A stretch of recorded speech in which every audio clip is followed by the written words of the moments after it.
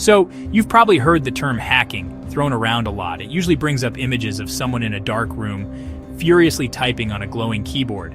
But there's a whole other side to it, and that's called ethical hacking. Think of it like being a digital locksmith. Companies and developers hire you to find the weak spots in their systems before the bad guys do. Now let's talk about Android. It's the most popular mobile operating system on the planet. Billions of people use it every single day. That means it's a huge target for actual malicious hackers. Alright, so what is this AndroRAT tool we're going to be talking about? The name itself gives you a clue.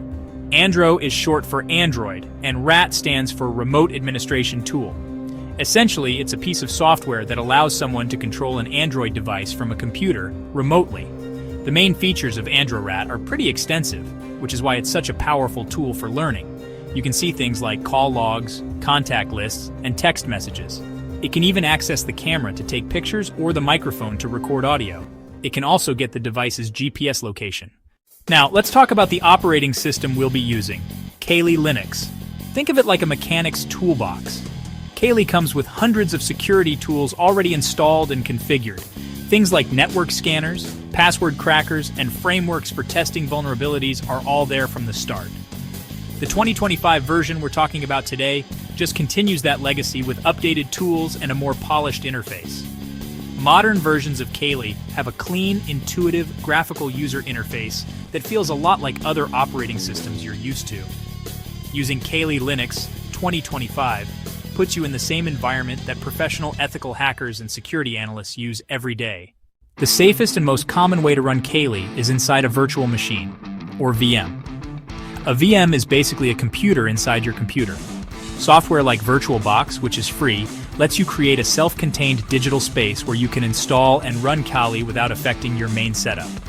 First, you'll need to download two things: the virtualization software itself, like VirtualBox, and the Kali Linux image file.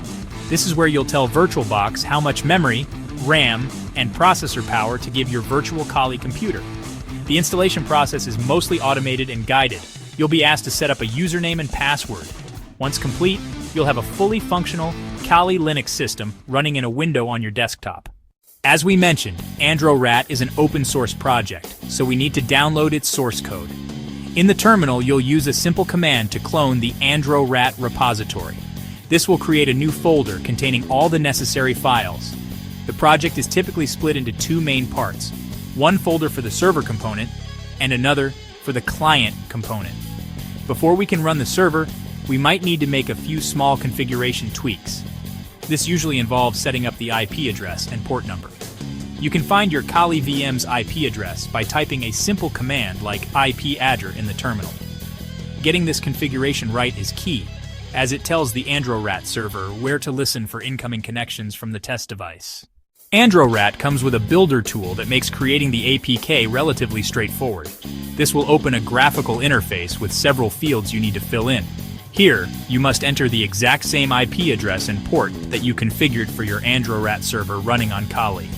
Malicious actors often disguise their RATs as legitimate-looking applications.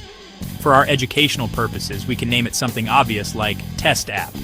After filling in all the details, you'll click the Build or Generate button. The tool will then compile the code and create the final APK file.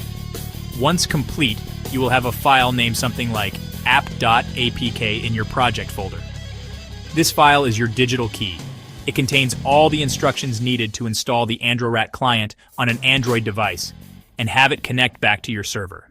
Now we need to get the APK onto our test Android device. Both devices need to be connected to the same Wi-Fi network. You can navigate to the folder containing your APK and start a simple Python web server. This turns your Kali machine into a mini website accessible to devices on the same network. Before installation, you'll need to enable Install from Unknown Sources in the phone's security settings, a critical security feature that should normally stay disabled. With the setting enabled, you can install the APK. Android will ask for confirmation before installing the application. Back on your Kali machine, start the AndroRAT server by running the jar file from the terminal. When you run the test app on the phone, you should see a new device appear in the AndroRAT server window, confirming successful connection. You can now select the device to open the control panel, which shows all available commands. This is the core of the remote administration tool. You can click on Contacts to retrieve the contact list, call logs to see call history, or SMS to pull all text messages stored on the device. You can even try advanced features like Get Location to see GPS coordinates on a map, or Camera to take snapshots. Seeing this information appear on your computer screen is a powerful and sobering experience. Imagine if this wasn't your test device.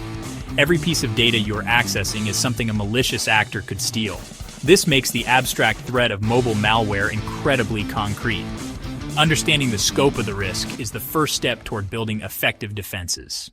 Now we need to talk about the most important part: ethics and the law. The knowledge you've learned is powerful and can be used for good or bad. The line between ethical hacking and illegal activity is defined by one word: permission. Ethical hacking requires explicit written permission from the system owner.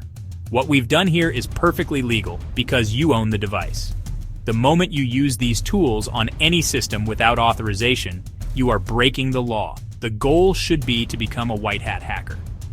These professionals are in high demand and help companies find and fix security flaws. The consequences for illegal hacking are severe, including hefty fines and prison time. It's simply not worth it. Use the knowledge responsibly, continue to learn, and always stay on the right side of the law. Always keep your phone's software updated, be careful about the apps you install, and never enable settings like install from unknown sources unless you have a specific, legitimate reason. The key takeaway should be why it's so important to secure mobile devices. Use this knowledge to build better defenses and protect technology for everyone. Thank you for joining this educational journey into cybersecurity.